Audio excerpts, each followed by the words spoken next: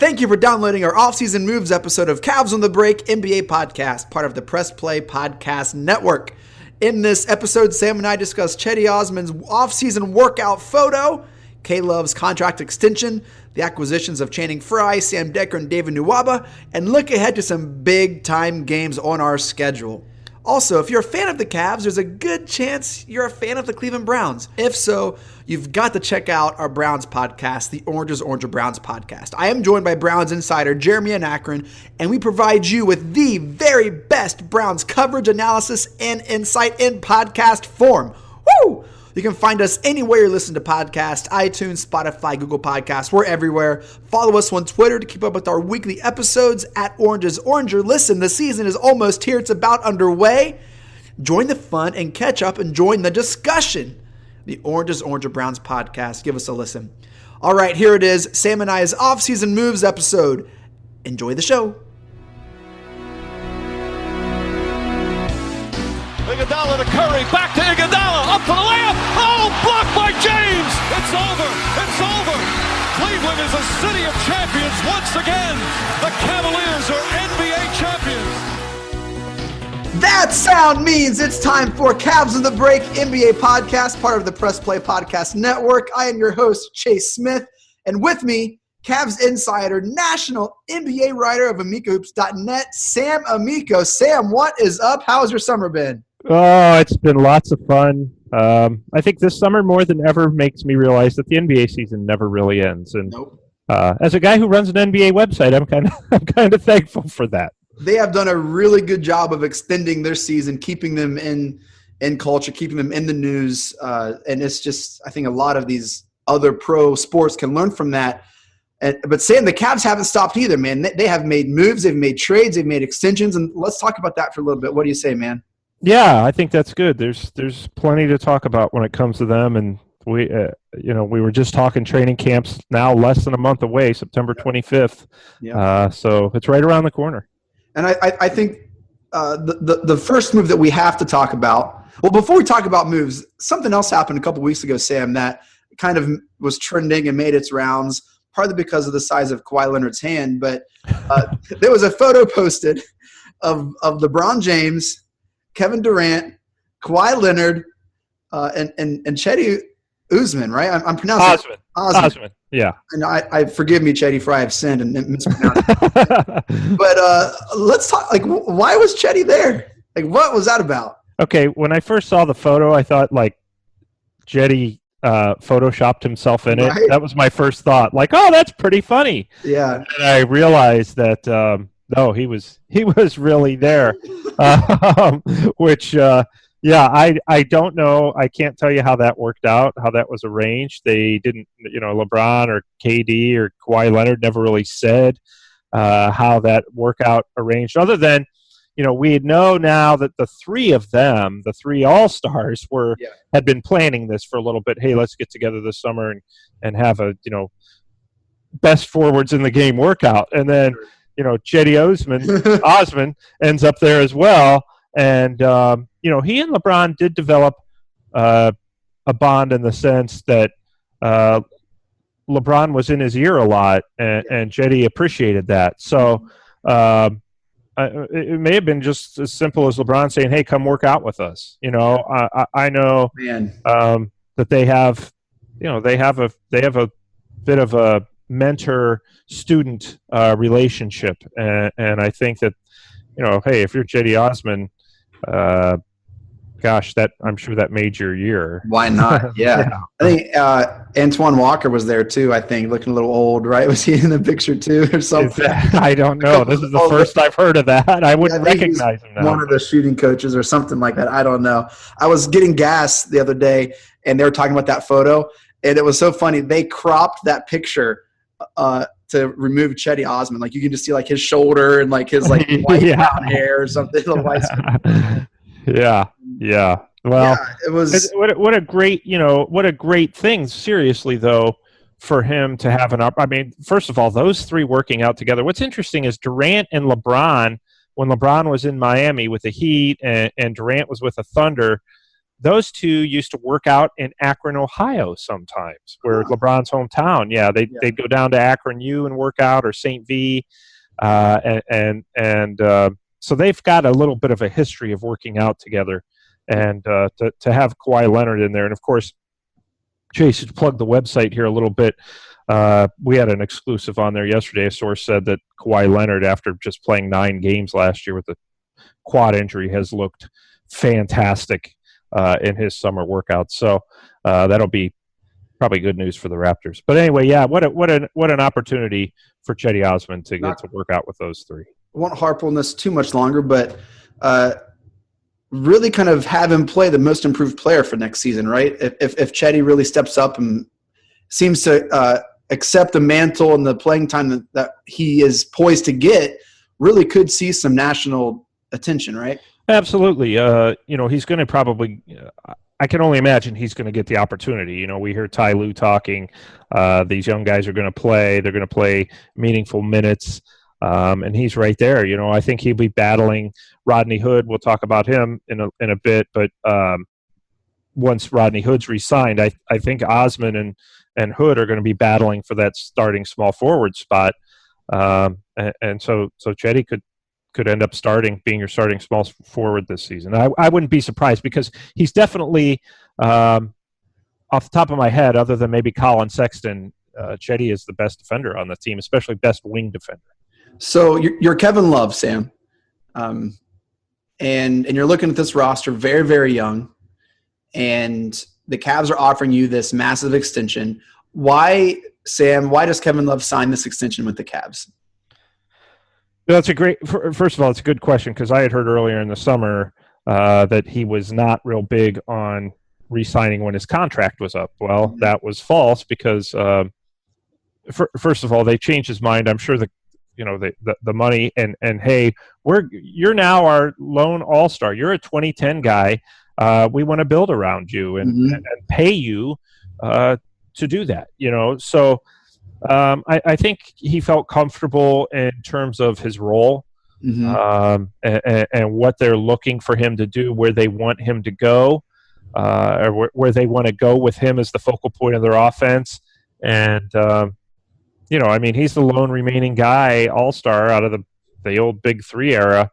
And I think that appealed to him. I don't know that Kevin was completely comfortable before in terms of his role. He always knew his role in Minnesota when he was killing it, and he still killed it a lot with the Cavs, but I just don't think he didn't play with that confidence, that carefree. He seemed to be tight a lot with LeBron and Kyrie. Wasn't productive a lot in fourth quarters. I think this is an opportunity for him to say, you know what, this is my team. Yeah. There's nowhere, and maybe he didn't like playing third and second fiddle. Maybe he didn't like that role, and now it's an opportunity for him to say, this is my team, and we're going to go as far as I carry them.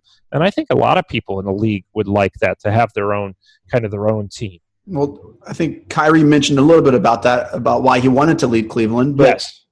Watching all the games I did and went to so many games last year, every time they got KLove involved, Sam, it seemed so forced. It didn't seem to be part of the flow of the game. Right.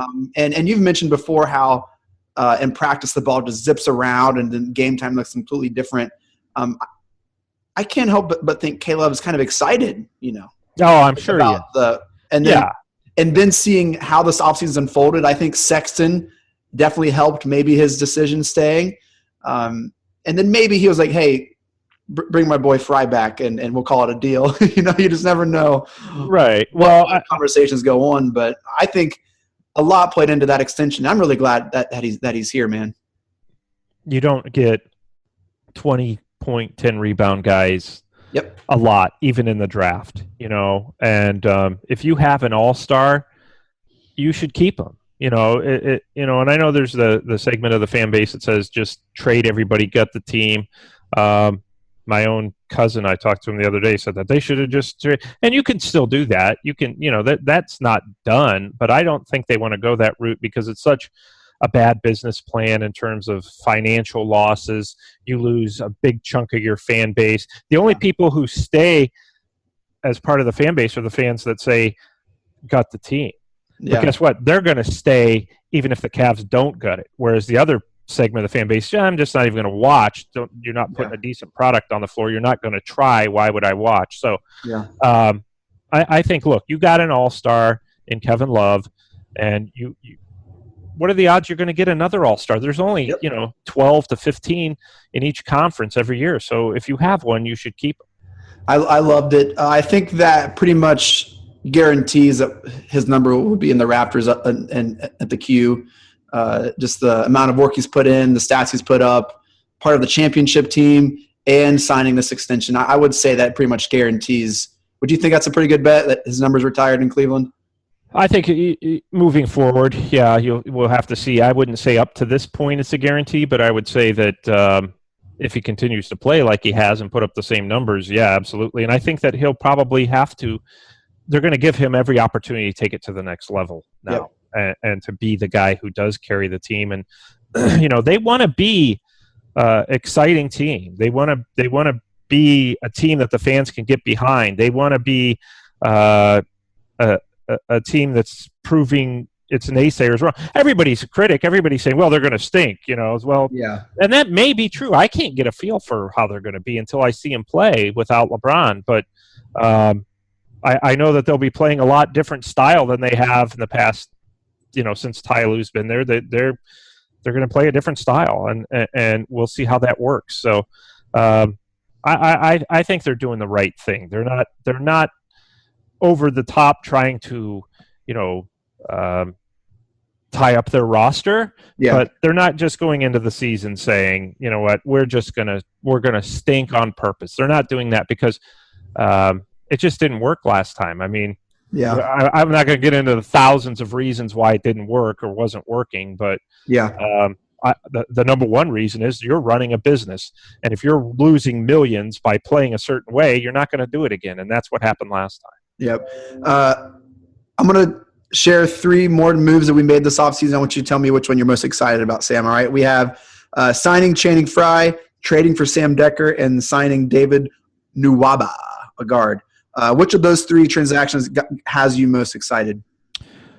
Well, I think Nwaba and Dekker both are very intriguing players that are kind of looking for that breakout place where they can go, where they fit and have a breakout year. Dekker has a ton of talent in terms of athleticism. He can shoot the ball. Mm-hmm. And I really like his athleticism at that forward spot. A great natural athlete. But the questions about him up to this point have been his focus. How much does he love the game? Is he determined? Is he just playing basketball for the check? Those things, I'm not saying those things are true. Those are things that have been asked about Sam Dekker. So this is an opportunity. It's going to be an opportunity for him to, come off the bench and make an impact. And he certainly has that type of skill. He's got an NBA. He's an NBA athlete. So he certainly could do that. And it'd be interesting. Very intriguing player. Low risk. And Nwaba, I'm probably, if you ask me out of the 3 between Nwaba, Frye, and Dekker, I would say Nwaba's the one I would be the most excited about. Simply because I think that this guy is really flown under the radar, particularly last season with Chicago. He's a good defender. I think that he could really shine and sing with the right opportunity, and the Cavs are going to give him every opportunity. And Channing Frye, of course, he played great last year. Yeah. Remember that? He played great, and everybody was a huge reason for our streak. We won. They were 18-1 in the first 19 games he played. They were 18-1, and then he went to the bench when Tristan came back. So they'll need Frye, to be the veteran leader to help with Dekker, to help with. Well, and you know what? I look at this roster and Colin Sexton, and the outside shooting they just don't. I don't think they have enough outside shooting to play that style that they want to play. Reliable, Love, Korver, I think Nwaba can hit him a little bit, hit threes a little bit, but Channing Frye is going to be, one of the keys to that type of offense if that's what you're going to run. So he's a valuable piece. He'll be a valuable piece. I think you start looking down that roster and you have all these young guys, and then you see, oh man, do we really want them learning how to the ropes of the league from Tristan Thompson? Like, let's bring in some help. And I'm not trying to bash J.R. Smith, right? TT and JR, but no, I mean, they're still going to be starting for us, right? I mean, if we were to do our starting lineup now, it would be Sexton, JR, Cedi, Love, and TT, right? I mean, that's.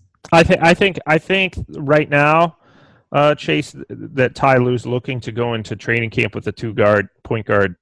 Oh, with Sexton and George Hill, and then either Cedi or Hood, Love and Tristan. But yes, there's a possibility. The possibility does exist, and I'm going to really upset Cavs fans right now. But I have to be honest.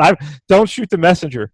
The possibility exists that this starting lineup entering the season will be George Hill, J.R. Smith, Rodney Hood, Kevin Love, and Tristan Thompson. That's what every Cavs fan is saying right now, but that is a possibility. They may start the season that way.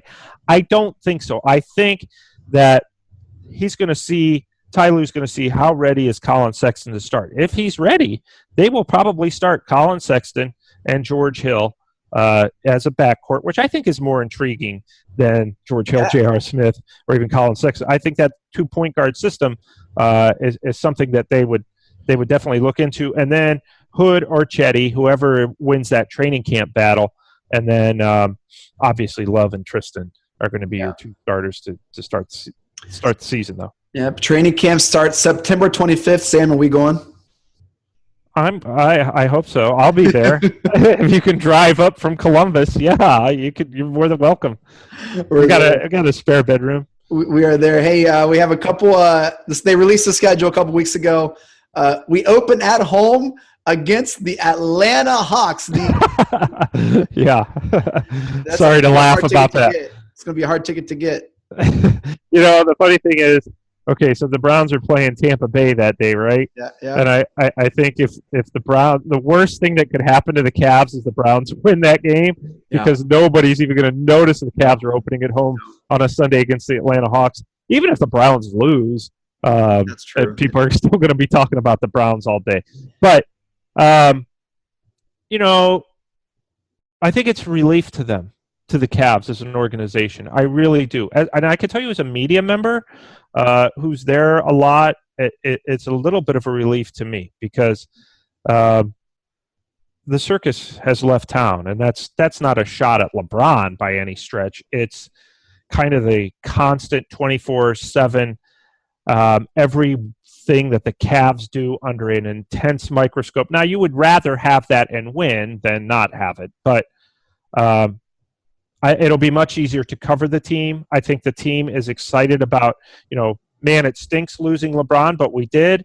So now let's take a deep breath, catch our, kind of take a step back as an organization and say, let's win under the radar. Let's play well under the radar. Everything we do is going to be so under the radar. And again, not just in terms of the NBA, where all the focus is on Golden State, the Lakers, and Houston, and Boston, and probably Toronto a little bit. All those teams, Philly, all those teams are going to be getting all the attention. Whereas the Cavs can just say, you know what? We were the entire focus of the NBA for the past 4 years. Win, lose, whatever. We were the focus. Even the Warriors, they just kind of scooted their way to the playoffs unscathed. The media loves to create drama around LeBron James. And LeBron James does a little bit of himself, but most of it is it's just been the trend of the sports writing media to create drama around LeBron James. Well, that's gone. Yeah. That's gone. And the Cavs can relax a little bit. People who may still try to create a little bit of drama around the Cavs, but it's not going to be there. It's not going to be real. It'll be made up, but it won't fly. It won't go anywhere now. It used to be it would go viral. Now nobody's going to. And I think that the Cavs as an organization and the players and the coaches, we've heard Ty Lue almost express great sense of relief that all that drama is gone. And I think that that's really going to benefit them. And not only do they have to compete with the rest of the NBA, they got to compete now with the Browns, who have a lot of excitement around them. The Indians still have a lot of excitement around them. So the Cavs are going to be flying under the radar, and they're going to be a little bit, I'm sure they're very appreciative of that at this point in their history. Not sure the Cavs will maybe even be the second story in Cleveland that weekend if the Tribe keeps playing well into October, November baseball. The Cavs really have an opportunity here to figure things out until November 21st when the circus comes back in town and all eyes are going to be back on Cleveland. The Lakers are going to be visiting Cleveland November 21st. The Browns return. Now that is going to be a hard ticket to get for real. That's going to be a pretty interesting place. LeBron is cheered or booed, Sam? Both. I think that you'll hear a mixed reaction. And I think that a lot of fans they appreciate him a ton for winning the championship, and then they're also angry that he keeps moving on from Cleveland. So they'll be both. I think that most fans I talk to are like, well, he won a title, but dude, stay in one spot, man. Yeah. And so I think it'll be, it's not going to be like it was with Miami. You knew they were going to be boos. You knew it was going to be volatile. You knew it was going to be a pretty hostile situation. Yeah. And can I make a prediction, Chase? Please. The Cavs are going to win that game. Yeah. Well, unless the Lakers go out and get somebody else, they're not winning that game. Are the Lakers they will. Playoffs? Will the Lakers make the playoffs? Yeah, they'll make it. They'll probably be better at the end of the year than they were at the beginning. Yeah. But I just don't. I don't see LA coming to Cleveland and winning. Not with I just don't. I don't. That team isn't very good. And but they do have LeBron James. But I don't know. I think it'll be like I think the Lakers are probably going to be a lot like the Cavs were when they would play the Heat. Yep. LeBron kind of had those little bit of letdown games. I wouldn't be surprised if I think the Cavs are going to win that game. They'll lose in LA, but they'll win that night. Will the Cavs have a tribute video to LeBron at some point that night? Yeah, I kind of wish that the league and teams would save those tribute videos for when players retire. Mm-hmm. But, look, marketing in the NBA now is like good or bad. It is through the roof, man. And every opportunity to market something or sell something or to get on Sports Center, get the extra coverage, they're going to do that. So, it's I think that there will be. I think that there'll be something that night. But, it used to be guy announces his retirement, you do the tributes then, and but every opportunity now the NBA tries to take center stage, and you can't fault them for that. Yeah. One final game here at the start of this season, December 1st, home game against Toronto Raptors. Raptors are supposed to be a good team in the East. I think more so targeted for the people in Toronto looking to try to finally win a game or something. But it will be interesting to see them with Kawhi and the new look Raptors. Sam, before we close out here, the Cavs, you think will make the playoffs right now? I mean, I know it's super early, but you liking their chances? Yeah, if they play, if they play a style and a brand of basketball that they keep touting that they're going to play, and move the ball, share the wealth, play through love, and figure out a real offense where the ball is constantly moving, I think they'll make the playoffs. The question is going to be, again, defense was a question with LeBron here. What's it going to be like with him gone? Yeah. The defense was not great. And defense in the NBA now, you've got to come up with, the Warriors basically play an illegal defense for a large portion of the game. I shouldn't say they play an illegal defense. They play right on the verge of an illegal defense, and that's good. They play kind of like this hybrid zone. They switch. And I think the Cavs should watch how the Warriors play defense because and do it the same way because they They just don't have great individual defenders on the team, and the Warriors are, as much credit as they get offensively, they are the best team defense in terms of having a team defense in the league. And they've got some good defenders, obviously, Klay Thompson, Draymond Green. But point being, I do think that the Cavs can make the playoffs.